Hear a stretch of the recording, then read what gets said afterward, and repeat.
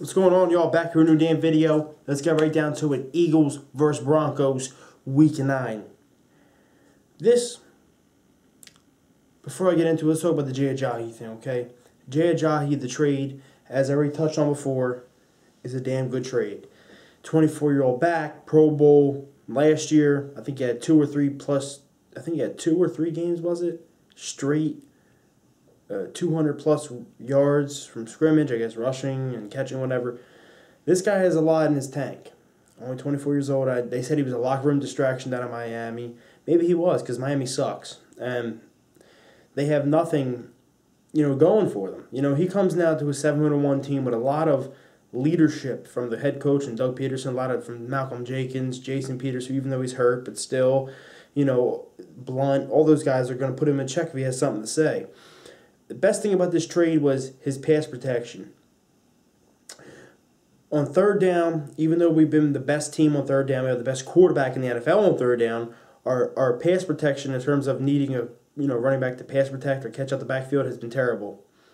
Ajayi is ranked 11th in the NFL at pass protecting for running backs. LeGarrette Blount, 30-something.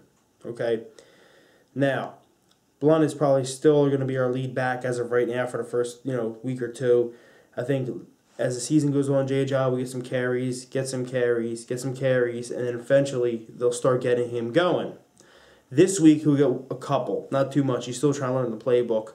But then I look at it and say, hey, look, it's just football. When you're a running back, it's way different than being a quarterback. You need to learn the whole book. When you're running back, it's just hit the A hole, hit this hole, just hit it. It's nothing. There's no playbooks to learn, but I think he slowly evolves, slowly gets into our playbook, slowly gets into our program of what we're doing, and then they start utilizing him. Kind of how Miami did it last year. If you really look at it deeply, last year he was Miami's MVP and the reason they probably made the playoffs. That's just being honest. They started off kind of sluggish. They came back a little bit. They didn't know what they were doing at running back. They had Aaron Foster. They had, what's his name? The guy Drake, who's going to be a pretty good running back now. Ajayi's gone. But once Aaron Foster retired, they put him in and he just went boom, busted through the wall. And I think him getting traded now is it to give him another boost of confidence. He might do the same exact thing he did this year. Like, yo, you want to get rid of me? All right, I'm on this team now, and I'm going to ball out. So we'll see how things go with that. But I overall think that it was a great trade. We'll see what happens as a long-term answer at running back. But for now, it is Blunt, a little bit of Ajayi. Smallwood, we'll see. Clement. We got too many running backs, but I think it's those two guys that are main guys for me. And especially once you get into January, February,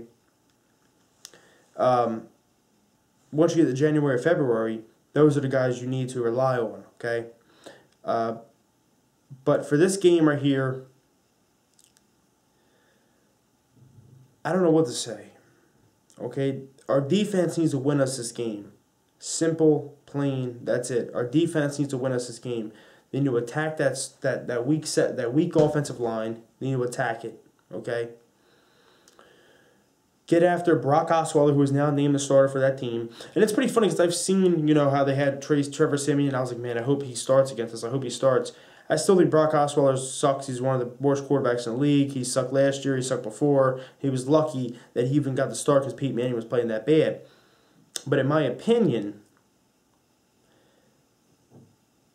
I just don't want to see a coming out party on us. Do you get what I'm trying to say? Where they have a whole storyline where, oh, he was with the Broncos, then he left and went to Texans, sucked. Then he went here, then sucked. Then, oh my God, now he's starting again for the Broncos, and now he's balling out. I don't want to see him ball out against us. He shouldn't ball out against us. He's one of the worst quarterbacks. We should demolish him. So defense needs to win us this game. It's going to be an old-fashioned defensive fight in Philadelphia. Because their defense is good. Their defense is very good too. But they do struggle against tight ends. You've seen on Monday night against Travis Kelce. Now they're going up against possibly the best tight end in the NFL, and Zach Ertz. Number 1 in receptions, number 1 in yards, number 1 in touchdowns, number 1 in third down conversions, number 1, all that stuff. He's number 1 in everything. So we'll see what they do, see how they fare on that. Our offense just needs to protect Wentz as much as they can. You got Von Miller coming off the edge, probably one of the best pass rushers in the NFL. You got a lot of stuff on that defense. 2 of the best corners. You got Talib, I think, still, and you got Chris Harris, and who was it? Roby. Damn it. Bradley Roby, guy I was talking about the Eagles should trade for. We need to try to run the ball. Their run stopping is very good, so we need to try to run the ball though. Protect Wentz as much as we can. Just get points on the board. Attack the tight ends. Hit our tight ends. Hit Ertz, Burton, even Selleck. Hell, it don't matter. And let the defense handle this game. That's how you win it. Yes, their defense is very scary, and you can even say, hey, their defense does scare you. They're a top defense. But our defense is very good too against that sorry-ass offense they got. I think we should win this game and go to 8-1 to the bye. Anything can happen, though. Like I told you, it could be a Brock Osweiler coming out party out of nowhere. Oh my God, it's a coming out party. He returns to the Broncos, sucked with Texans, was with the Browns for a stint, comes back here, and now he's, you know what I'm trying to say? I can see a whole scenario like that, but I hope it doesn't happen. I think we improved to 8-1. We should improve to 8-1. It's going to be a defensive battle to the end. Whoever scores the most points, of course, wins, but whoever makes the less mistakes on offense wins the game. Let's go, Birds. On to the next one. Let's see what happens this game. And comment below on your thoughts. Peace.